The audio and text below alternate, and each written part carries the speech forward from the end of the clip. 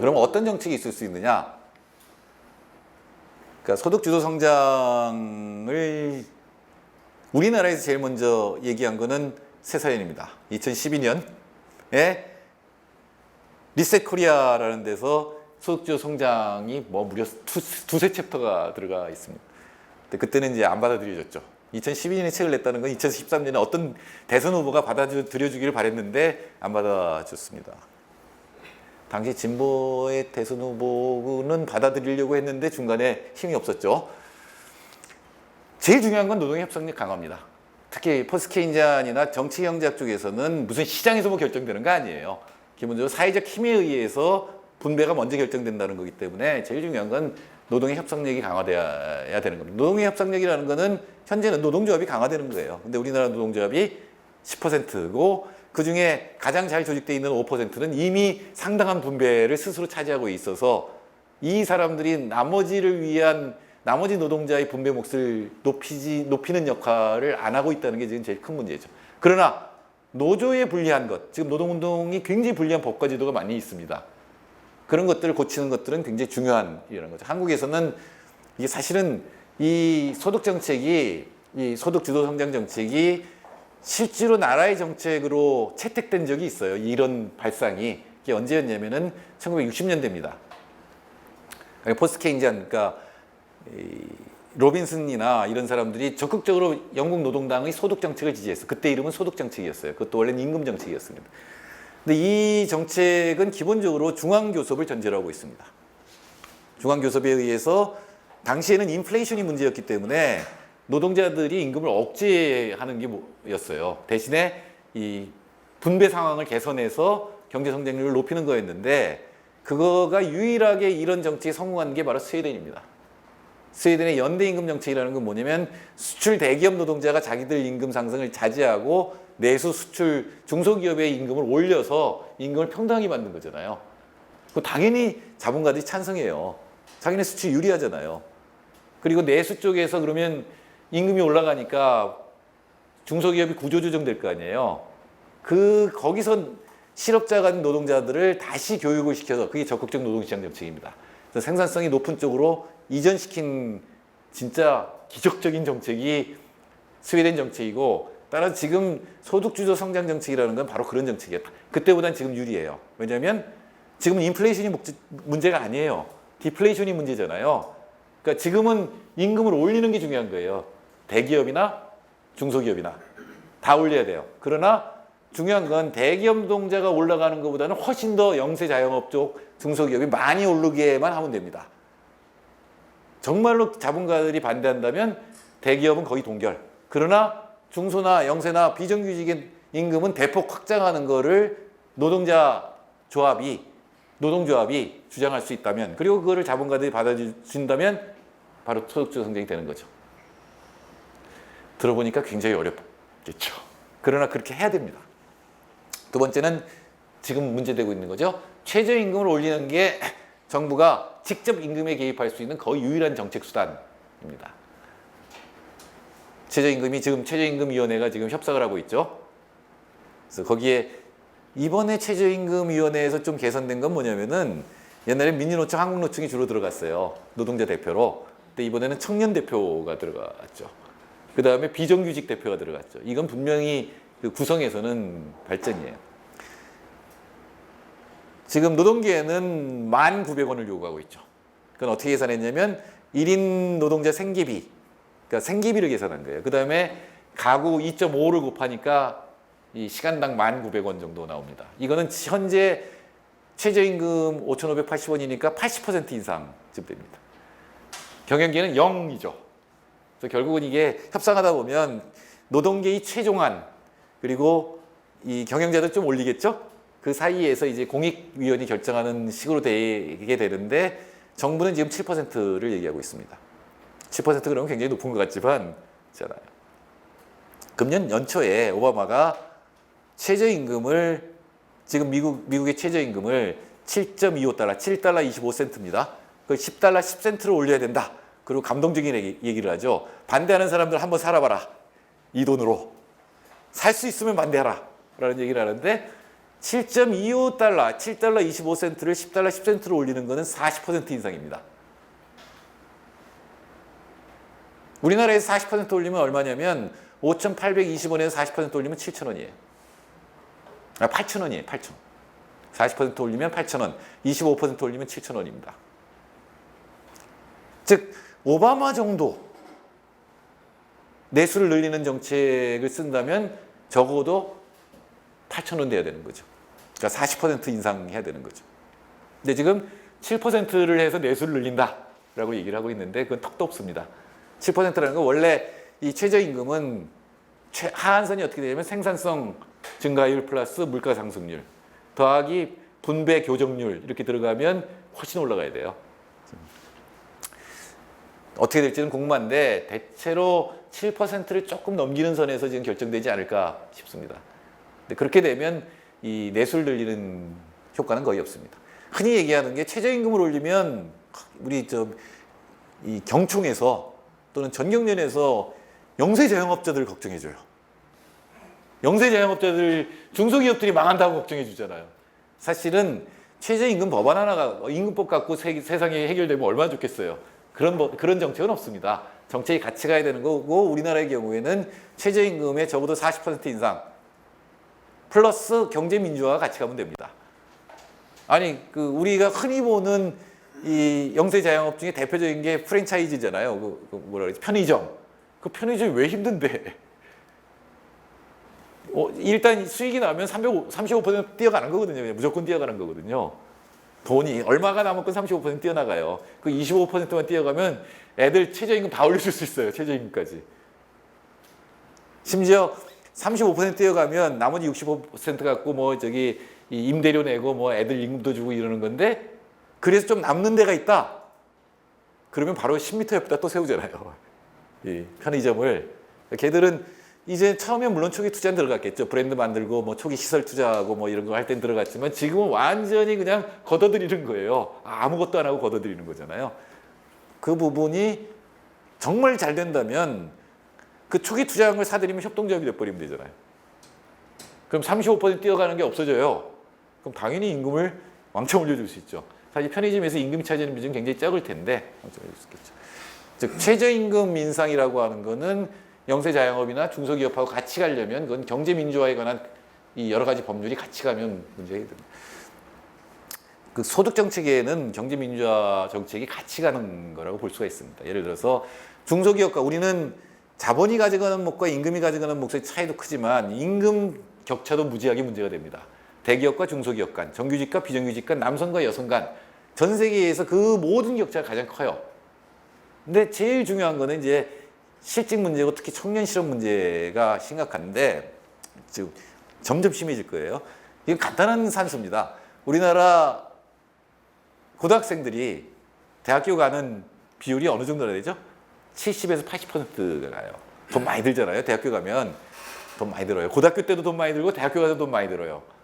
그러면 번듯한 직장이 들어가야 될 거 아니에요. 근데 우리나라 중소기업이 차지하는 게 86%예요.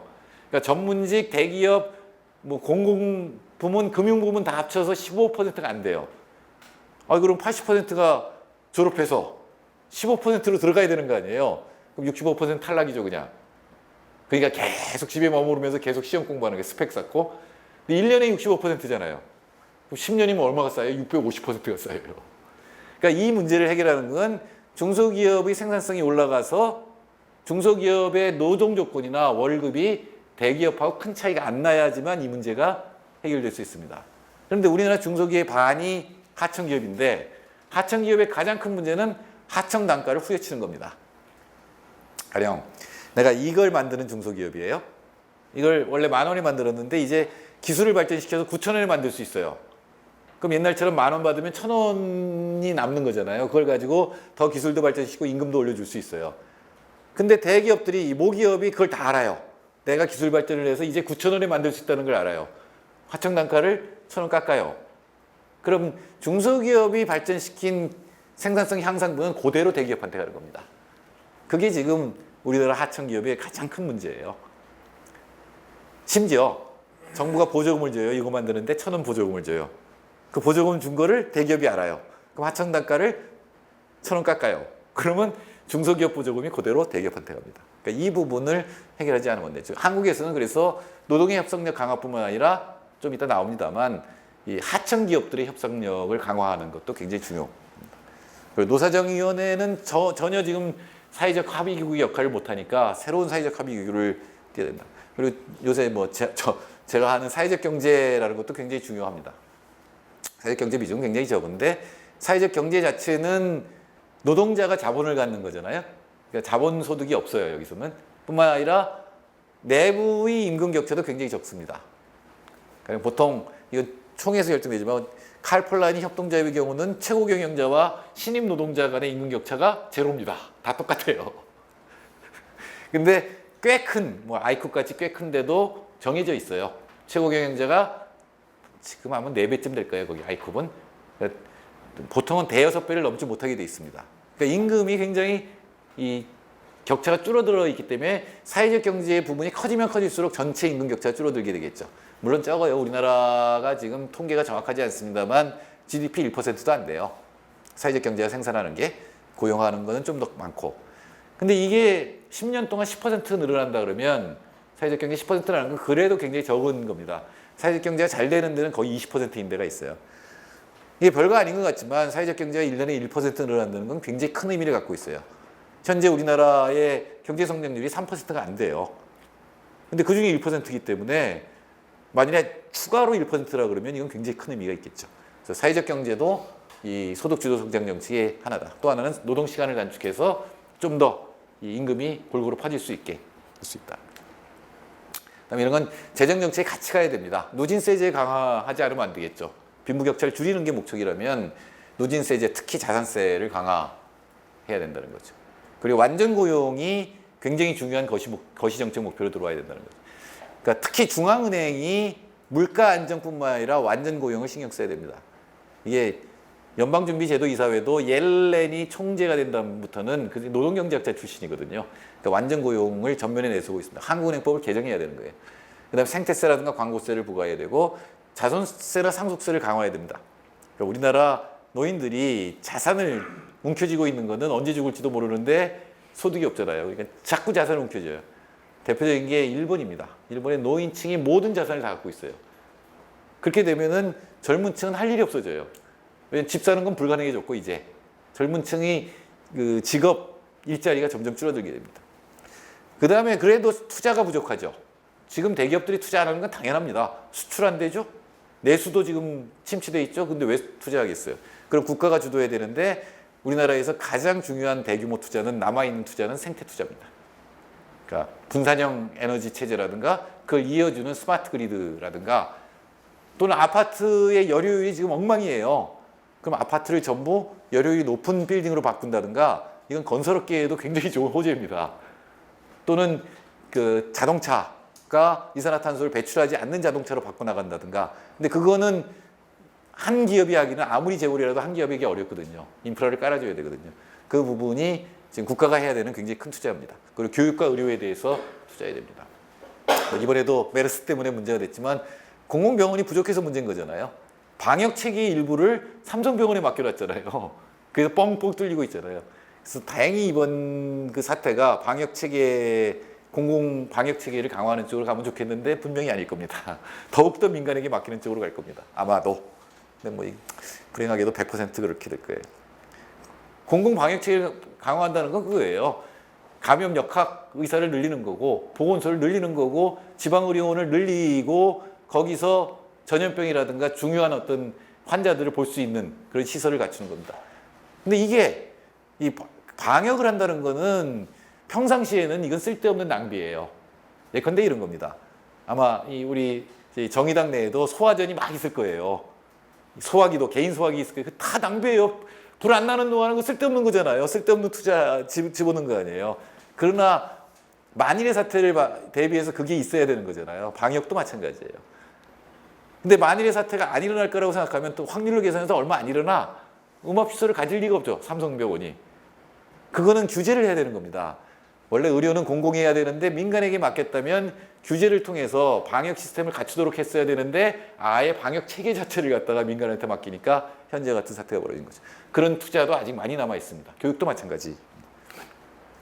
금융정책은 금융화 막기 위한 정책이라 또는 이 자본이 왔다 갔다 하는 게 여러 가지 문제를 일으키니까 그걸 막는 정책. 그리고 아까 조금 전에 경제민주화 정책은 했습니다. 우리나라에서 중요한 거는 정치적으로 불평등을 해결하려면 먼저 사실을 사람들이 알아야 돼요. 일단 분포를 알아야 됩니다. 소득 분포가 어떻게 돼 있고 내가 어느 위치에 있는지 알아야 돼요. 그게 첫째입니다. 현실을 알아야 된다. 자산 분포를 알아야 된다는 거예요. 두 번째는 뭐냐면 상향 이동성. 특히 자식의 사회적 상승에 대한 현실감을 가져야 됩니다. 자, 이게 표는 이쪽은 우리나라의 사회 지출이니까 복지 정도라고 얘기할 수 있어요. 당연히 우리나라는 복지 꼴등이죠. 여기 있습니다. 밑으로 이 세로는 가로는 뭐냐면 상향 이동성입니다. 현실 상향 이동성. 우리나라 여기 있으니까 쭉 올려보면 우리나라보다 낮은 나라 별로 없죠. 상향 이동성이 우리나라 굉장히 낮아져 있습니다. 당연합니다. 옛날에 교육이 우리나라 상향 이동성이죠. 우리나라 저까지도 있는 게 저희 세대까지 확실하게 남아 있는 게 교육하고 부동산이에요. 애 교육 잘 시키고 집 하나 하면 이제 애가 사회적 상승을 하는데 기초 조건이 갖춰진 거예요. 근데 우리 애들이 그 애들을 교육시키고 사교육에서 승리하고 집을 가질 가능성은 지금 거의 없습니다. 그게 실제 상향 이동성입니다. 굉장히 낮아요. 그런데 문제는 그러니까 복지는 똑같은 세로축은 똑같으니까 여기 쭉 있죠. 인지 상향 이동성은 뭐냐면 내 자식이 나보다 잘 살 가능성에 대한 믿음입니다. 세계 1위예요. 아직도. 이게 문제입니다. 롤스의 정의론이 뭐냐면 무지의 장막이라는 게 뭐냐면 네가 어떤 또는 네가 어떤 상태로 태어났는지 모른다고 생각해 보자.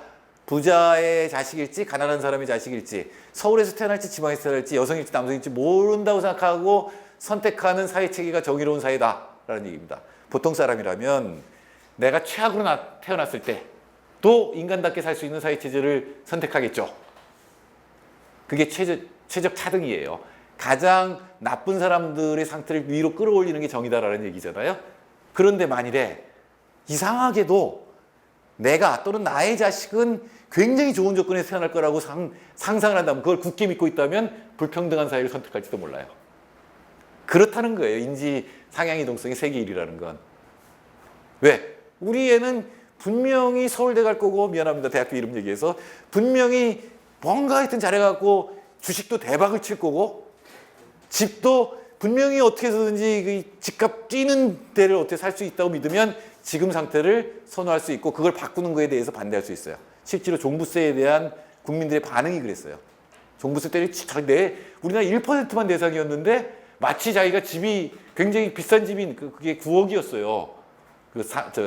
이 선이 원래 이종호 선생님 6억이었어요. 근데 이 9억으로 올렸는데 내가 생각해보니까 좀 있으면 우리 집이 9억 넘어갈 것 같아. 그럼 세금 내는 게 너무 아까워서 반대한다는 거예요.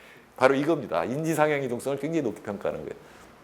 즉 상향 이동성, 현실의 상향 이동성에 대해 인정해야 된다. 근데 물론 지금 굉장히 개선되고 있습니다. 그래서 두 개를 한꺼번에 그려놓으면 이게 이 인지 상향 이동성이고 이 파란 게 현실 상향 이동성이에요. 이 격차가 크면 클수록 정치적으로 불평등을 교정할 수 없다는 얘기예요. 세계 1위입니다. 일본과 한국이 가장 그게 커요. 지금 요새 젊은이들은 그렇게 생각 안 하지만 우리까지만 해도 그 생각하게요. 아직도 우리 애가 나보다는 좀 나아지지 않을까? 천만에요. 근데 실제로 좀 바뀌고 있어요. 이 한국의 사회 통계를 보면 당신의 아이가 더 높아질 가능성, 그러니까 거꾸로 얘기하면 이렇게 물어봤다고 생각하면 돼요.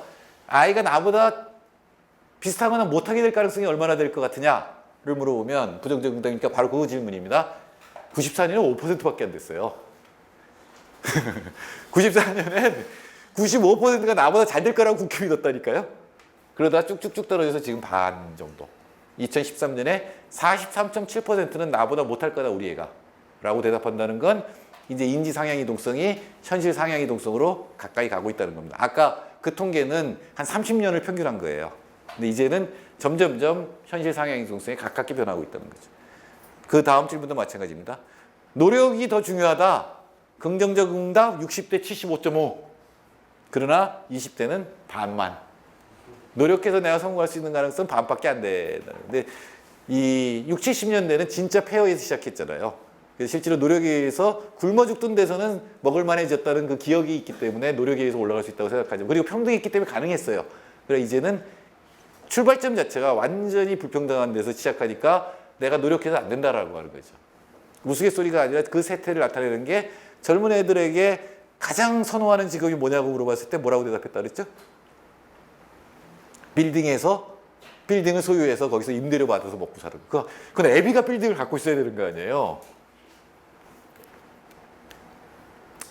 정치는 아직 해결 못한 건데 우리가 정치학자들이 공부를 많이 안 해서 제가 요새는 정치도 봅니다. 불평등을 해결하기 위한 정치학, 불평등 정치학 해가지고 검색해서 마구 읽는데 재밌는 그림을 발견했어요.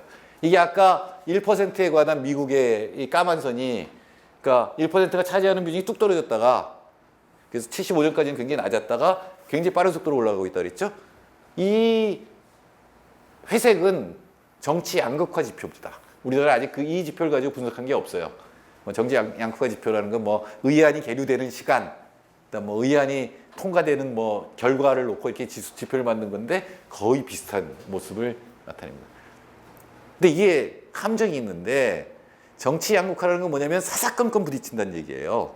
뭔가 굉장히 큰 것처럼 부딪히는데 실은 교착 상태에 있으면서 사람들한테 정치에 대한 혐오감을 심어줘요. 빨리 끝내라. 근데 그 끝낸 결과는 불평등을 시장하는 중요한 개혁 조치에는 합의하지 않는다는 거죠. 왜? 미국의 민주당이든 공화당이든 월스트리트에서 돈 받기 똑같다는 거죠. 물론 공화당이 더 많이 받았지만, 그러니까 겉으로는 무지하게 싸워요. 그러나 아주 중요한 개혁에 관해서는 이 교착 상태를 만들어 놓고 그 다음에는 현상 유지로 결론이 난다는 거죠. 그러니까 이렇게 빈부격차가 심해진다는 건 뭐냐면 돈으로 흡수한다는 얘기예요. 돈으로 여든 야든, 특히 양당제 사회에서는 여야가 다 포획된다는 얘기입니다. 그래서 진보가 중요하죠. 우리는 포획의 대상이 아니잖아요, 진보는. 그게 우리가 깨끗한 이유입니다. 포획의 대상이 못 되기 때문에. 그리고 이 얘기는 이제 많이 바뀌어지고 있습니다. 실제로 우리 세대까지는 아까도 얘기했지만 교육과 주택이었어요. 이 두 개를 해결하면 된다고 생각했기 때문에 이게 모든 문제를 해결한다고 했지만, 이제 젊은 세대는 교육에서 이길 확률이 거의 없어요. 교육에서 이길 확률이 없는 건 뭐 당연하잖아요. 사교육이 결정하잖아요. 사교육이 아주 효과가 없다 그러는 분들도 많은데 그렇지 않아요. 적어도 60만 명의 등수를 결정하는 현재의 시스템은 사교육이 분명히 효과가 있습니다. 증거는 우리나라 사교육기관이 미국에 가서 SAT를 장악하고 있습니다. 점수 높이는 데는 우리나라 사교육만큼 잘하는 데가 없다는 거죠. 이제는 대학 입시에 성공하는 비결은 세 가지잖아요. 할아버지의 재산, 엄마의 정보력, 아빠의 무관심. 할아버지의 재산과 엄마의 정보력은 다 잘 산다는 얘기예요. 엄마가 사교육비 되려고 투잡, 쓰리잡 뛰면 정보를 분석할 시간이 없죠. 아빠의 무관심은 남자 머리로는 이 복잡한 그 입시 제도를 이해할 수가 없어요. 그러니까 넌 관심 끄고 돈이나 벌어와라 이거죠. 그게 바로 이제 교육에 의한 상승은 불가능하다는 게 거의. 이건 뭐 지금 여기서 빠졌지만은 서울대학교 통계를 보면 특목고와 강남을 합치면 서울대학교 65%예요. 학생의. 이건 부자들이 훨씬 더 많이 간다라는 거죠. 그리고 우리나라 학벌 사회잖아요. 그러니까 교육이 세습되니까 이 부분은 교육 개혁 안 하면 세습 자본주의의 성격은 더 강해집니다. 우리 애들이 물려받는 거 없는 애들이 자기 월급을 모아서 서울에 있는 아파트 살 수 있다? 불가능합니다. 30% 제가 계산해 보니까 월급의 30%를 꼬박꼬박 저금을 해도, 그러니까 빚이 없어야 돼요. 일단 저금을 해야 되니까 30년 걸려요. 근데 월급의 30% 저금하는 게 쉽나? 직장을 30년 유지하는 것도 어려운데 안 됩니다. 그러면 이제는 과거에는 주택과 교육에 의해서 상승이 될 거라고 생각하니까 일반적 복지를 필요로 하지 않은 거예요. 그러나 이게 안 된다고 생각하면 이제 일반 복지가 필요한 거고, 교육 기회의 평등이 필요한 거고, 그 외의 복지가 필요한 겁니다. 그러니까 복지 욕구는 분명히 올라오는데, 그게 아까 얘기한 소득주도 성장 정책과 같이 진행이 될 때 우리나라가 진정한 평등한 나라가 될 수 있습니다. 그러나 분명하게 하고 싶은 거는 정상적인 어떤 의회 정치 갖고 되는 건 쉽지가 않아요. 아예 의회에서 굉장히 혁명적인 어떤 변화가 일어나지 않으면 그 현재의 양당 체제로 그렇게 간다고 하는 거는 제가 보기엔 불가능해요. 자, 이제 결국은 주택, 교육, 건강이라든가 기본 욕구가 탈시장화. 제가 폴라니 연구소잖아요. 결국은 다시 경제의 중요한 부분들, 경제가 사회 속에 들어가야 되고 사회가 정치를 규제해야 되는데 그중에 가장 중요한 게 사람과 자연에 관한 것들입니다. 이것들은 상품화가 되면 안 되는 거죠. 우리 모두의 이 합의에 의해서 정치적으로 그런 것들이 공급되고 그 소비되는 그런 사회를 만들어야 되겠습니다.